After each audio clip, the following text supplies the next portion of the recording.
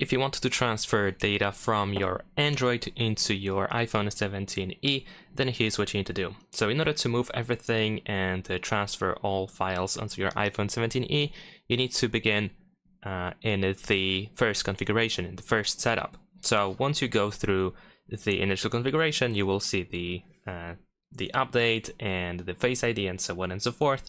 Then eventually you will find this menu over here, transfer your apps and the data, and then in here you want to choose from Android. Now we need to go to the App Store, or Play Store actually, and we will need to get the Move to iOS app. So after opening the Play Store, we're gonna go and search, and then search for Move to iOS, and you should be able to find the Apple app over here, and let's install it. Once you open the Move to iOS app on your Android, you want to tap Agree. Over here we have the introduction, so let's just press Continue and then agree to terms and conditions. We don't have to send app usage data. We need to also allow app location permissions, so tap on Continue, and then you can choose the precise one, so we can choose while using the app. We can turn on notifications, of course. We can also connect via cable, or we can try to use Wi-Fi instead. In my case, I'm going to try to do this wirelessly. So I'm gonna continue with Wi-Fi, and over here we can even find our iPhone 17e pretty much straight away. So if you manage to find it, of course, select iPhone. On your iPhone 17e, most likely you want to use the same Wi-Fi network that you use on your Android, which of course we do before we have this screen where we can transfer data. So just make sure that the same Wi-Fi is used on both devices. So I'm gonna select iPhone 17e.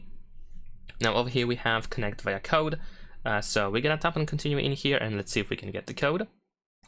There we go. So here we can tap on continue and then enter the code that you will see on the screen. Now we can choose whatever we want to transfer, so we can transfer messages, contacts, call history, events, your Google account, photo library, voice memos, and so on and so forth. Even apps can be transferred, at least to some extent, of course, because some apps cannot be really transferred to iOS. So keep that in mind. So in my case, I'm gonna choose, for example, the photo library over here. We need to grant all the necessary access in order to be able to transfer all of that. And once you are, of course, done, you should be able to tap on continue once you decide everything that should be transferred. Once you transfer everything, you will see this quick summary. Of course, the more files you have to transfer, then the longer it will take. But that is pretty much it. Over here we can press continue. We can of course tap on done on our Android, and that's all you have to do. Now you can continue with the initial configuration. Leave a like and subscribe.